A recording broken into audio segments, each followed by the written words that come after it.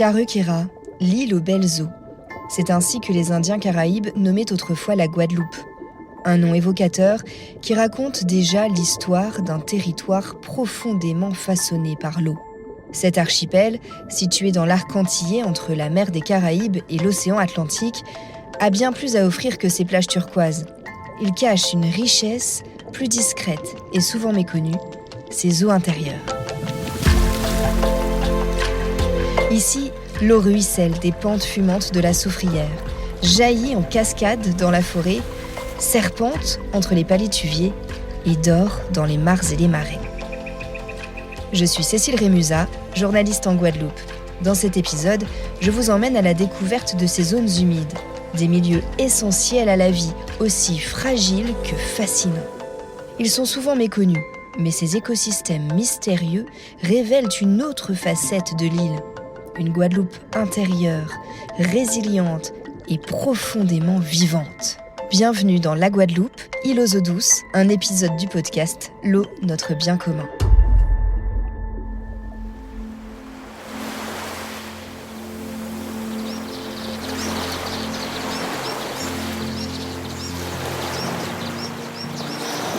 Mon aventure aquatique commence sur l'une des plus belles plages de la Grande Terre, celle du Souffleur à Port-Louis. Sur le parking, près du cimetière, je croise une famille en maillot de bain. Elle ne se rend visiblement pas au marais, mais sur la plage. Bonjour. Comment vous appelez ? Alors, je m'appelle Monique. Je viens de Guadeloupe, plus précisément de Petit Canal. Actuellement, il fait beau, donc j'ai décidé de profiter de la plage avec mes enfants. Est-ce que vous diriez que Port-Louis est plus connu pour sa plage que pour son marais ? Oui, pour la plage, plus que c'est vrai, j'avoue. Comme beaucoup, Monique sait qu'il y a un marais un petit peu plus loin, mais elle ignore son histoire. Et moi aussi d'ailleurs. Alors j'enfile mes baskets et je retrouve une équipe de l'Office de l'eau. Il y a notamment Laure, la scientifique de l'équipe.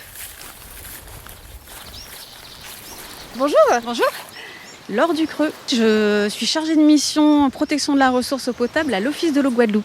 Racontez-moi, pourquoi il est si important de protéger ce marais ? Ce marais, c'est une zone remarquable. C'est la plus grande zone humide déjà de l'archipel Guadeloupe.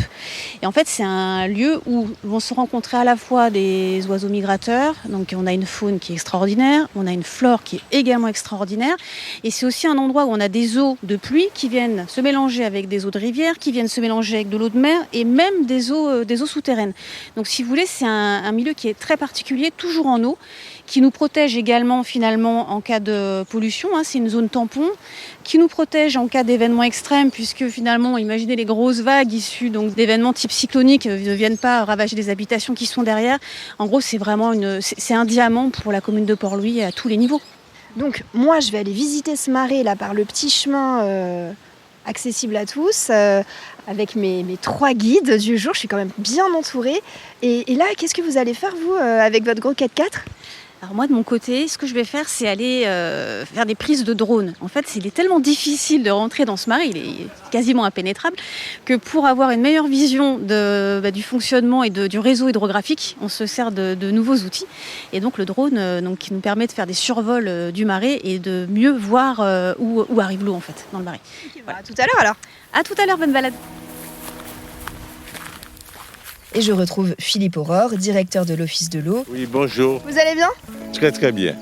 Et Olivier Mounsami, élu local délégué à l'environnement. Bonjour, ça va bien, oui. Je suis heureux de vous accueillir ici à Port-Louis. Il me révèle sans tarder les pouvoirs de l'eau du marais. Juste au niveau du pont, lorsque l'eau douce qui provient de l'intérieur du marais, qui rencontre l'eau de mer, l'eau a une coloration plutôt brune. Et à ce moment-là, il y a beaucoup de gens qui viennent, notamment des personnes âgées qui souffrent de rhumatisme, qui vous disent que c'est bon pour le corps, pour les articulations, pour les douleurs. Quand on allait sur l'arrière-plage, c'était surtout pour se baigner. Comme la mer par là, elle est moins profonde, les parents, quand ils viennent avec leurs enfants en bas âge, ils sont beaucoup plus rassurés. Parfois, on allait se promener à l'intérieur, mais très peu de gens allaient se promener à l'intérieur, parce que vous savez, il y a aussi une légende.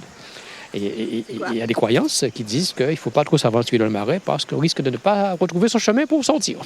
On risque de disparaître. D'ailleurs, il y a un chanteur célèbre port-louisien de Goka, Chabé, qui a fait une chanson célèbre, Zombie Barre et moins.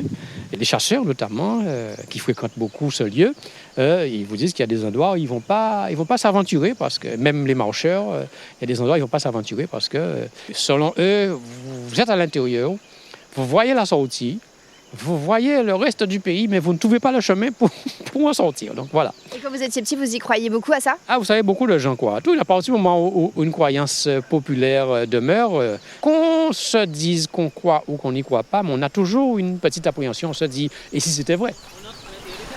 Ouais. On va à l'intérieur. Eh bien, il faut aller de l'autre côté.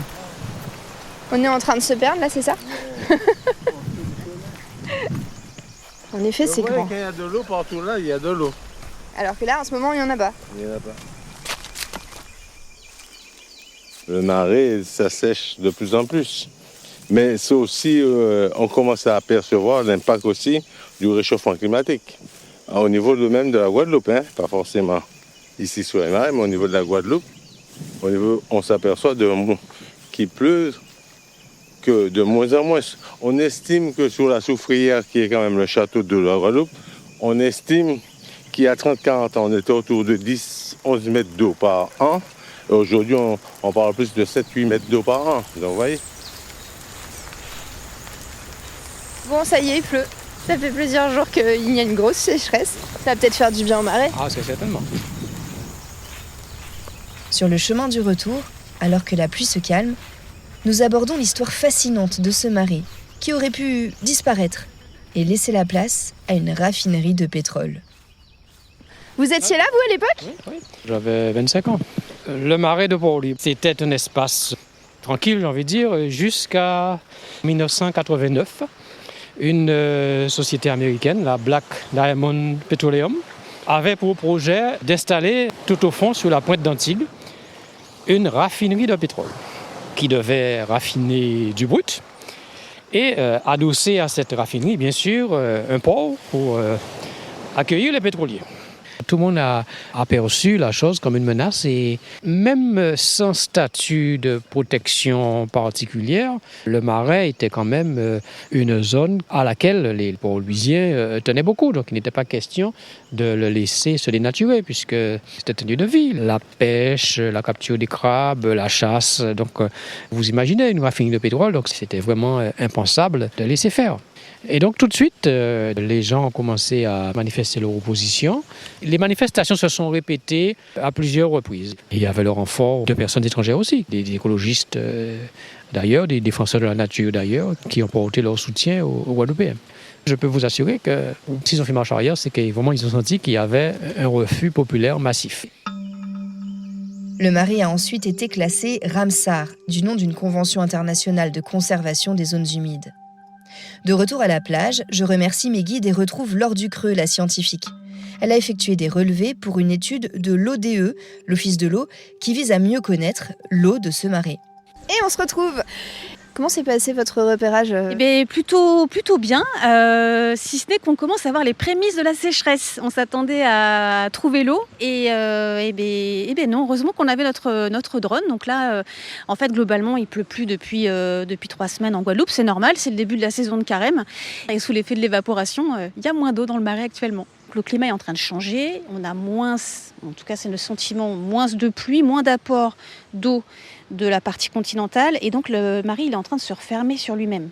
La question c'est, est-ce qu'on agit, est-ce qu'on fait entrer l'humain en jeu ou pas, c'est bien ça? Alors là, tout est la question, je dirais qu'elle est plus scientifique, elle est presque philosophique. Il y a des choses qu'on peut faire. Lutter contre des espèces invasives, c'est très bien. Lutter maintenant contre l'avancée de la mangrove, je ne pense pas que ce soit une bonne chose puisque ça nous protège et que c'est finalement un phénomène naturel. Donc il va vraiment falloir qu'on réfléchisse tous ensemble sur des actions opérationnelles qui ne viennent pas impacter le milieu parce que parfois l'homme a tendance à vouloir venir mettre la main sur certains phénomènes et la nature sait très bien faire les choses sans nous. En parlant de la mangrove, j'ai envie d'aller voir de plus près cette forêt de l'eau. Autre richesse naturelle et aquatique de notre archipel, pleine de défis et de surprises, vous allez le voir. Bonjour Olivier. Salut Cécile. Comment ça va? Moi ça va bien. Je retrouve Olivier Gros, que je connais bien. Il est enseignant-chercheur en biologie marine à l'Université des Antilles. Il m'emmène sur la rivière Salée, ce bras de mer entre la Grande Terre et la Basse Terre. C'est tout près d'ici, qu'il a découvert la plus grosse bactérie du monde.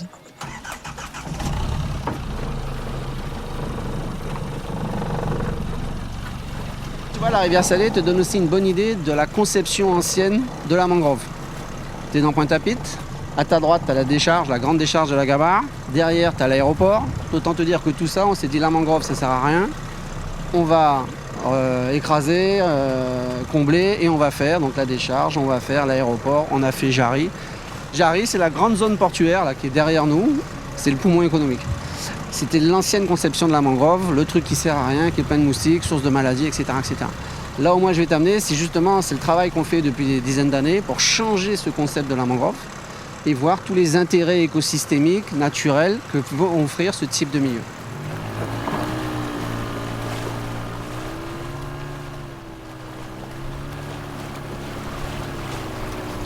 Tu vas nous redire après ce que c'est le Bas-Létuvier, mais c'est impressionnant cette espèce de forêt mi-air, mi-eau quoi. Tu vas voir ici, donc, ce qui est au contact de l'eau, les pieds dans l'eau, c'est le palétuvier rouge. Donc avec ses racines qui descendent des arbres, qui viennent se planter dans la vase en fait, sur lesquels tu vas retrouver toute une faune comme des huîtres, des moules, des éponges, tout un tas d'organismes qui vont se fixer. Mais tu vois aussi en face de toi cet enchevêtrement de racines qui fait que la mangrove est connue pour venir lutter contre l'érosion due à l'action des vagues, par exemple, et retenir aussi les sédiments qui pourraient venir du côté terrestre pour aller dans le marin. Donc c'est un des rôles importants de la mangrove, c'est ce tampon qui permet d'éviter d'être trop attaqué par les vagues et d'éviter aussi que tout parte en mer quand tu as des grosses pluies. Tu as des gens qui travaillent sur les chauves-souris qui existent dans les mangroves, je sais qu'il y a des coucous qui sont dans les mangroves aussi. Tu as tout un tas d'oiseaux qui existent, tu as tous les crustacés, les crabes, tu as énormément de choses aussi. En insectes, tu as beaucoup de choses aussi qui Est-ce que la mangrove est le plus gros réservoir de biodiversité en Guadeloupe? Ah, je me fais piquer par des petites fourmis. Le plus gros réservoir de biodiversité, tiens, c'est une bonne question. Je ne pourrais pas répondre à ça. Mais si on ajoute le marin et la bactério, là, je pense que oui. Ouais. Sans problème. Mais par contre, par rapport à une forêt tropicale, humide, comme on a vers la Soufrière et tout, je pense que tu as plus de diversité que sur la mangrove.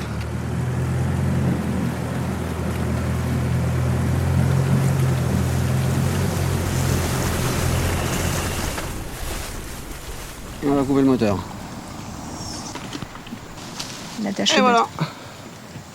Alors? Bah nous voilà arrivés dans mon coin préféré. Hein. C'est là? C'est là. C'est là où on l'a trouvé. Alors après les premières observations de la plus grosse bactérie du monde, hein, j'ai retrouvé moi des photos de 2005. En moyenne, on va être de l'ordre de 12 mm. Les plus grandes qu'on a mesurées faisaient 2 cm. C'est énorme. Ah, pour une bactérie, c'est gigantesque. Oui, non, c'est complètement hors norme. La comparaison, c'est comme si on avait découvert un primate qui fait 2 fois la taille de l'Everest.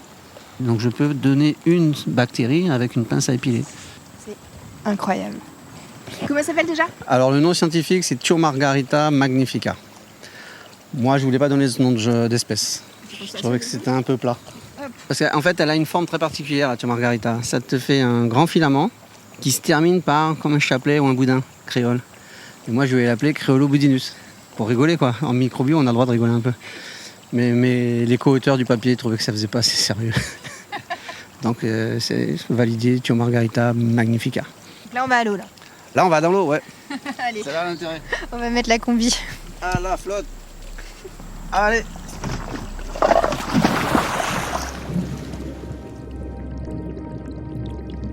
Et me voilà sous l'eau, entre des milliers de poissons argentés, microscopiques, car la mangrove est aussi une nurserie. Il ne faut surtout pas remuer les pieds pour ne pas soulever la vase. Avancer dans un milieu aquatique sans nager, je vous l'assure, c'est pas évident. C'est ainsi que quelques minutes plus tard, je l'aperçois. Thiomargarita, la plus grosse bactérie du monde, accrochée à une feuille. Un long fil blanc qui se balance tranquillement.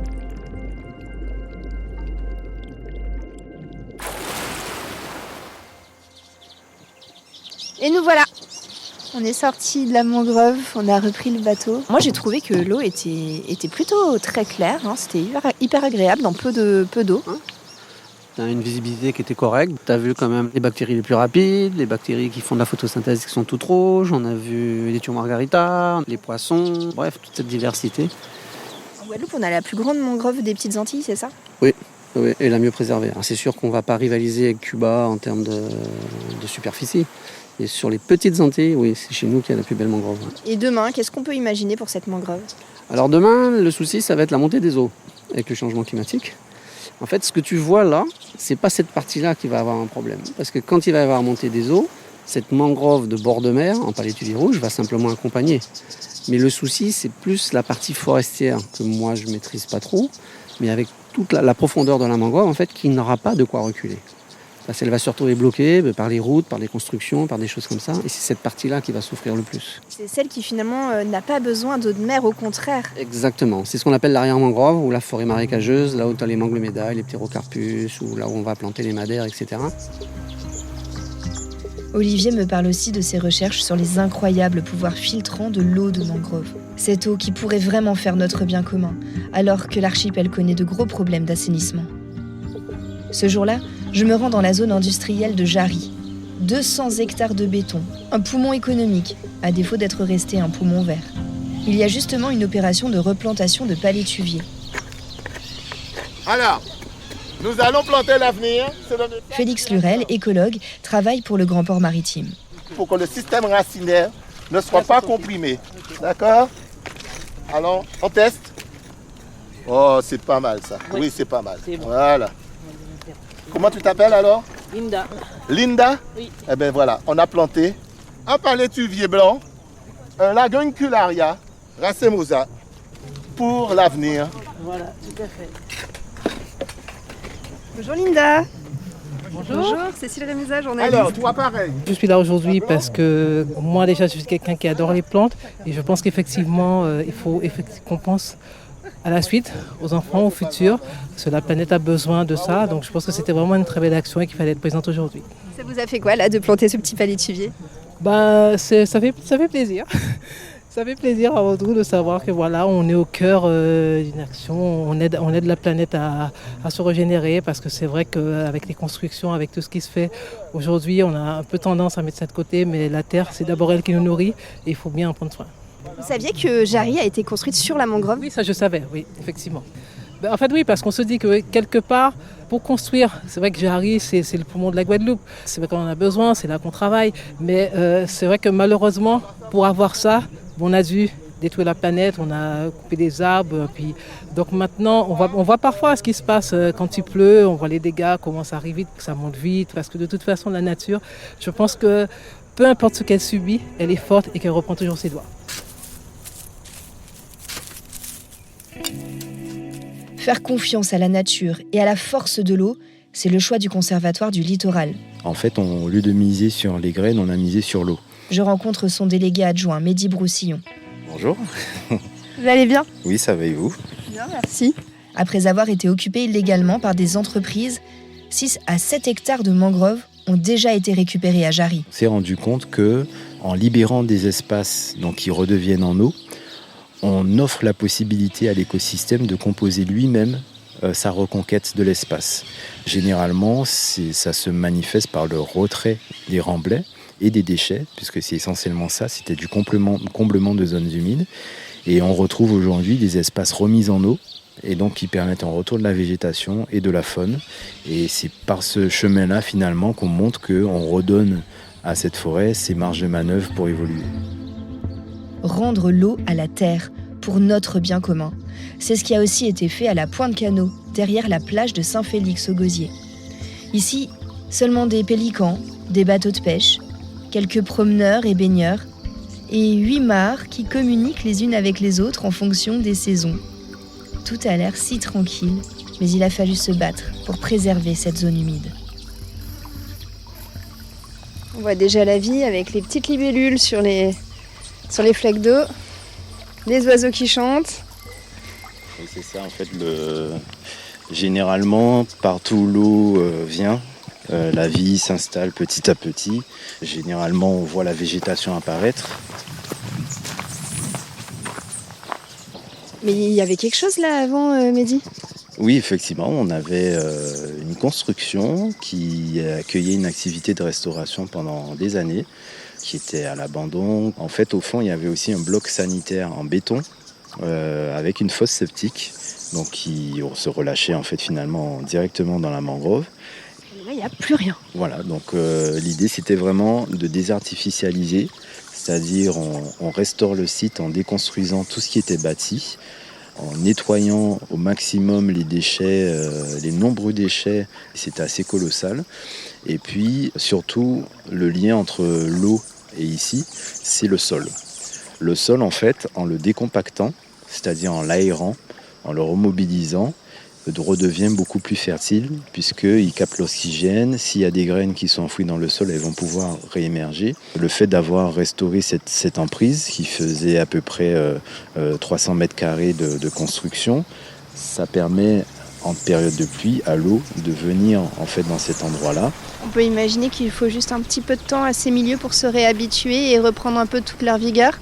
C'est ça, il faut du temps et il faut aussi parfois malheureusement ou heureusement une petite intervention de l'homme parce que quand on a des milieux qui ont été largement artificialisés et qu'on les restaure, il faut être assez vigilant parce que aujourd'hui on a une compétition qui s'installe avec des espèces exotiques envahissantes. Donc ça demande parfois de faire un suivi dans le temps pour intervenir et libérer en fait des espaces où l'eau est censée circuler en éliminant les espèces exotiques envahissantes qui ont parfois tendance aussi à combler des milieux et donc à empêcher à l'eau de poursuivre son chemin comme il devrait le faire normalement. Voilà. Il y a encore un peu de boulot. C'est ça, mais on est là pour ça. Les zones humides et les eaux douces de Guadeloupe sont des trésors fragiles, souvent méconnus, mais indispensables à l'équilibre de ce territoire. Leur protection est un enjeu collectif, une invitation à repenser notre lien à la nature, ici comme ailleurs. Merci à toutes celles et ceux qui, par leur engagement, veillent à ce que ces milieux continuent de vivre et de transmettre leurs richesses.